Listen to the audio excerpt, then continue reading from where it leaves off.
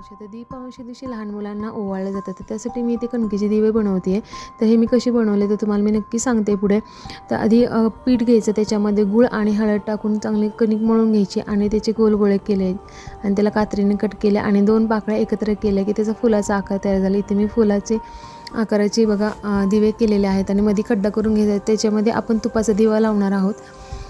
तुम्ही तुमच्या पद्धतीने 7 किंवा 11 करू शकता, तुमच्याकडे कसे नियम आहेत त्यानुसार.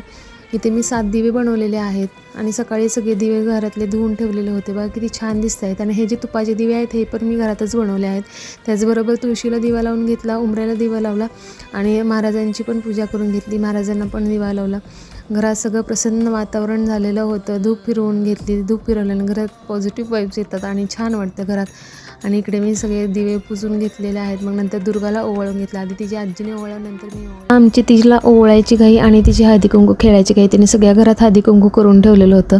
तिला नुसतं हळदी कुंकू दिसावं, ती खेळायला सुरुवात करते. तर प्लीज माझ्या चॅनलला लाईक शेअर सबस्क्राईब करायला विसरू नका. धन्यवाद.